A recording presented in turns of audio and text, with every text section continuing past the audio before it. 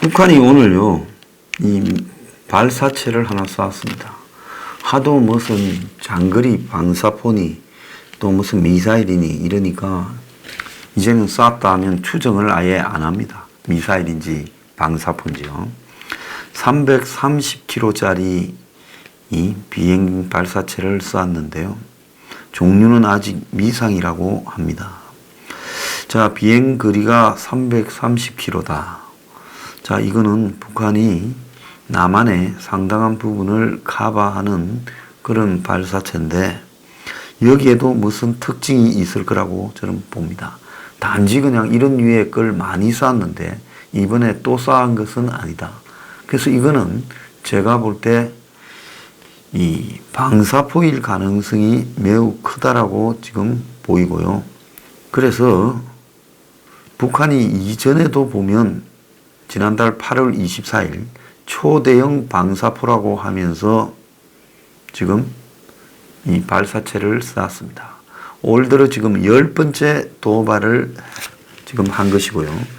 청와대는 NSC를 열고 북한이 5월 이후에 계속 단거리 발사체를 쏘고 있는데 우려를 표명하고 안보 상황을 점검했다. 이렇게 말을 하고 있습니다. 자, 그런데 이 한편으로요. 북한의 최선희가 9월 하순에 대화를 하자라고 제안을 했습니다. 한편으로는 이렇게 발사체를 쏘면서 다른 한편으로는 미국에 대화를 제안했는데요. 최선희가 미국과 9월 하순 합의되는 시간과 장소에 마주 앉아 토의할 용의가 있다. 이렇게 말을 했습니다. 그래서 미국이 그런데 만나가지고 또다시 영양가 없는 소리를 하면 이제 막을 내리게 될 거다고 협박까지 했습니다. 자, 미국은 대화는 좋은 거다라고 지금 이야기를 했어요. 트럼프는요. 자, 그런데 그 직전에 폼페이오가 김정은이 협상에 복귀하지 않으면 미국은 실망할 거다라고 경고를 했고 미국이 지금 조야에서 비건에 이어서 미국 의회에서도 한일 핵무장론이 거론되었습니다. 그래서 의회 조사국에서 한일이 미국을 못 믿을 때는 자체 핵무장의 필요성을 느낄 수도 있다. 그래서 한일이 미국이 앞으로 한일을 확실하게 핵으로 보장해 주지 못하면 북이 이미 핵이 있는 상황에서 그리고 중단거리 미사일을 수없이 확보해 놓고 거기에 맞서는 MD 미사일 방어가 취약한 상황에서 우리가 한일을 보장을 못 해주고 그 다음에 북한 비핵화에 실패하면 한일이 핵무장에 나설 수 있지 않겠나 이런 이야기를 했습니다. 자, 그러면서 왜냐하면 그렇게 하지 않으면 중국이나 북한 같은 핵무장한 나라로부터 끝없이 협박을 당할 수 있다. 그래서 한국의 최근에 일부 정치인들이 지속적으로 핵무기를 개발하고 전술핵을 한국에 배치해야 된다라는 이야기를 해왔다. 자, 이것이 미국이 보장하는 안전 보장에 대한 불신 때문에 그런 거 아니냐 이랬습니다. 자, 그리고 이제 미국의 이 폼페이오가 북한에 대해서 비판을 이렇게 심하게 했지요. 협상에 복귀 안 하면 이제 트럼프가 김정은이 너 사람 취급 안 한다. 이런 식으로 하며 생각을 바꿔라고 지금 계속 이야기를 하니까 북한이 실무회담을 하겠다고 말하고는 이변의 마지막이라고 공갈을 치고 오늘 새벽에 또 한국으로 쐈습니다. 자, 이거는 뭔가 하면요. 북한이 미국과 협상을 한 번은 하겠지만은 여기에서 성과를 가져오지 않으면 우리는 앞으로 너네들을 건드리지는 않겠지만은 한국을 그냥 안 둔다라고 협박을 한 겁니다. 그런데 이 한국에 대한 안보가 매우 위험해지는 순간인데요. 미국에서 지금 한미 동맹 부분을 끌고 가고 주도하는 김현종에 대한 비판이 굉장히 많이 나오고 있습니다. 형편없는 대중영합 외교를 하고 있다라고 미국의 전직 고위관리가 언급을 했어요.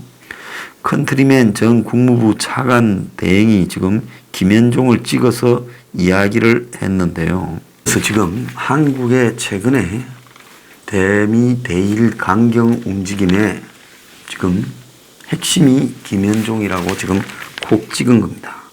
그래서 보통 미국은 현직들이 나서지 않고 전직들 중에 싱크탱크 있는 사람들이나 평론가 역할을 하는 사람들이 나서서 공격을 하죠. 그래서 김현종이 지소미아 종료가 한미 관계를 업그레이드 할 거라고 한 말에 대해 한국의 국가안보실 2차장이 대중에 영합하는 정치적이고 충동적인 조치를 국가안보를 위한 현명한 결정처럼 포장을 했다. 한국이 일본과 북한이라는 위험한 적을 같이 직면하고 있을 때 이런 폐기 조치를 한 것은 어떤 논리로도 한미 동맹을 안보를 훼손한 것이라고 밖에 볼 수 없고 이것은 형편없는 외교, 형편없는 국가 안보 결정이다.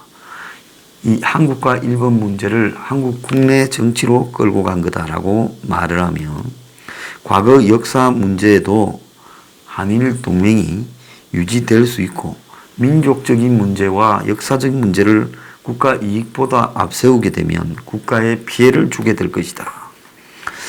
이렇게 말을 했고 브루스 클링런 헤리티지 재단 연구원도 한일 충돌에 미국이 갈수록 심한 좌절감을 느끼고 있다.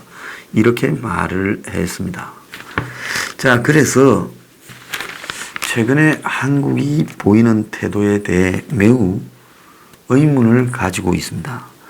문정인은 남북 관계의 가장 큰 장애물은 유엔 사령부다라고 이야기를 하며 한미 동맹을 살리려다가 남북 관계가 망가졌다. 이렇게 희한한 소리를 했습니다. 어제 고려대에 있었던 강연에서 이 말을 했는데요. 그래서 개성공단에 물자가 넘어가는 거, 버스가 넘어가는 것을 유엔군 사령부가 통제하고 있다. 국민이 이를 알면 유엔 사령부를 철수하라 할 거다. 북에서 우리를 믿지 않아서 대화가 안 되고 있는 상황이다. 지난해 만든 한미 워킹그룹은 남북이 추진하는 일을 미국에 일러 바치고 사실상 미국 승인을 받는 거라 북한이 이해하지 못한다. 이러면서 야당과 보수 진영에서는 한미 동맹과 남북 관계가 지금 망가진 외교 참사를 하는데 따지고 보면 한미 동맹을 살리려다가 남북 관계가 망가졌다. 이렇게 이야기를 하고 있습니다. 그러면서 친미 균형이라고 하며 안보는 미국과 경제는 중국과 해야 한다는 현상 유지론을 선호한다 말하고 중국의 1대1로론에 대해서도 얼마든지 지금 협력이 가능하다. 이런 입장이다라고 말을 했습니다. 자, 이걸 보면요. 이제 문정인이가 미국 대사도 못 나가잖아요. 그러니까 미국하고 볼 일도 없다라는 거죠. 그러니까 입에서 나오는 대로 지금 떠들고 있습니다. 자, 북한이 실무 협상에 나서겠다면서 미사일을 쐈고 미국은 이걸 갖다가 지금 지켜보겠다고 하며 심드렁한 반응을 보이고 있어요. 자, 오늘 나타난 이야기 중에 하나 또 의미 있는 것은요.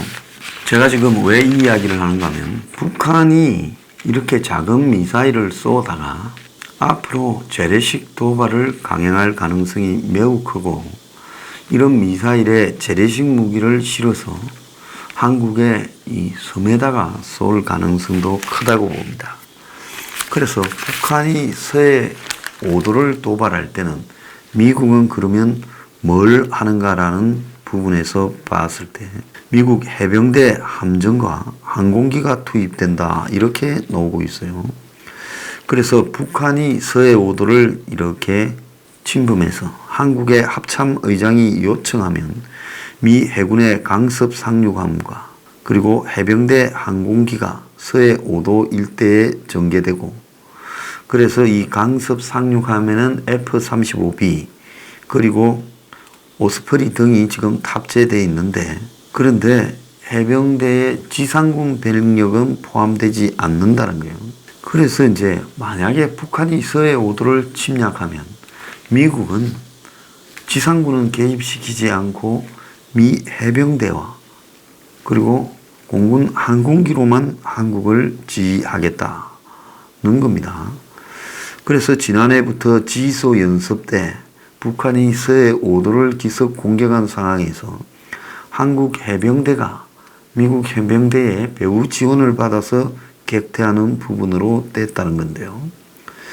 자, 이게 지금 한미군 간에는 이걸 다행이라고 봐야 됩니까? 아니면 미국이 서해 5도에는 제한적으로 작전을 하겠다면 만약에 북한이 서해 5도를 침범해서 장악했는데 한국군이 그걸 격퇴전을 벌이려다가 실패하면 미국은 배후에서 그냥 항공기로 지원해 주다가 나중에는 그냥 같이 철수하는 일이 벌어진다는 겁니까?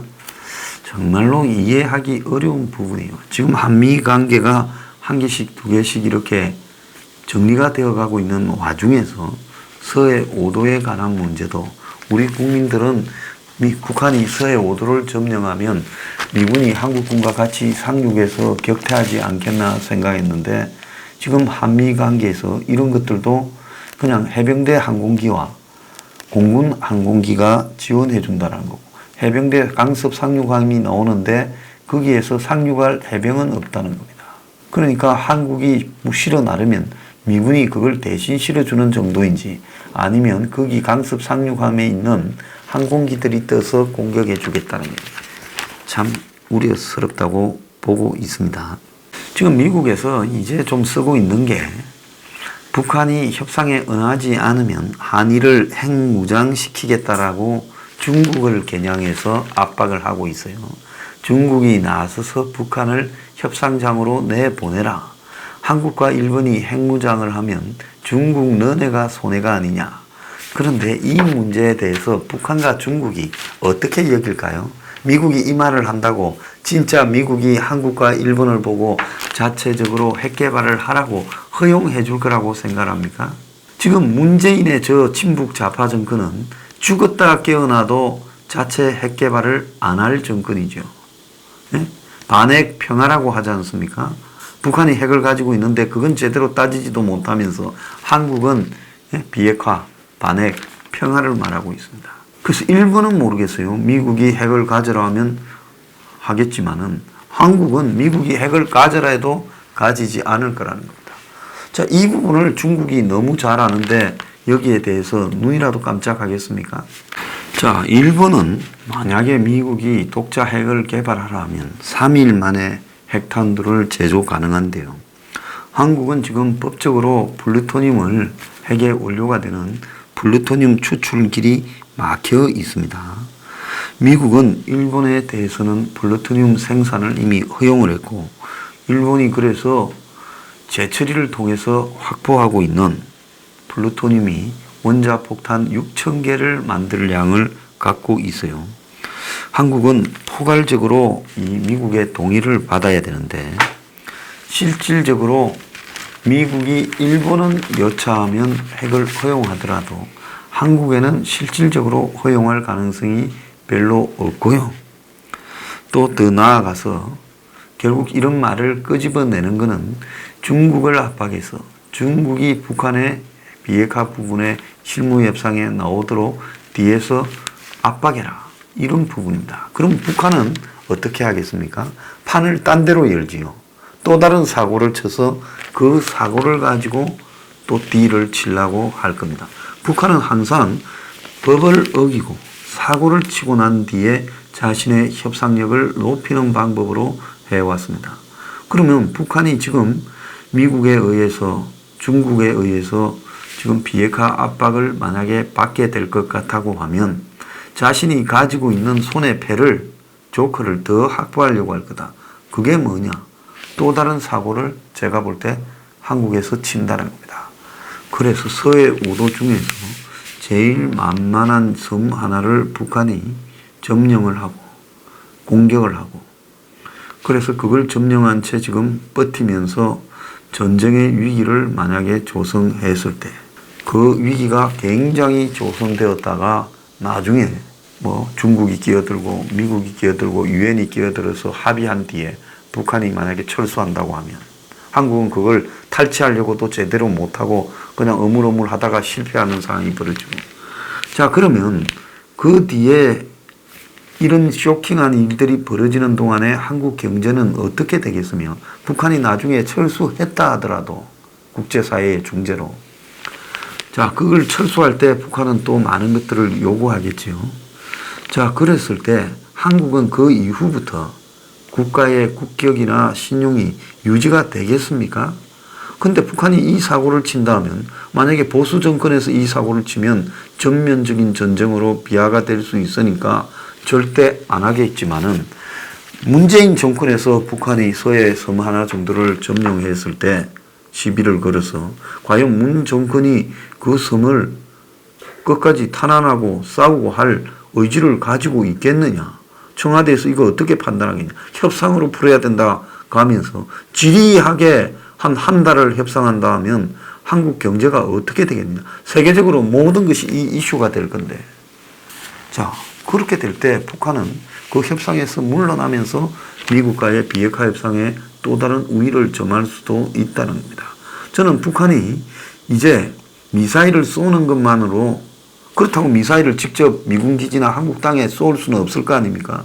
그러면 가장 효율적으로 북한이 지금 협상에 임하는 방법은 제한전을 벌여서 서해 우도에 하나쯤을 장악해서 가장 한국의 방위가 취약한 섬 하나쯤을 북이 기습을 해서 장악해서 거기에 관련되는 병사들을 인질로 잡고, 더 나아가서 그걸 지금 이제 국제사회의 개입하에 스톱이 되고, 그러니까 이 교전이 중지되고 그 상태에서 협상이 지리하게 몇 달을 가게 될 때, 그때 북한은 그야말로 미국 대선을 앞두고 봉을 잡은 거죠. 그렇다고 미국이 여기에 정면 개입해서 쫓아내겠습니까?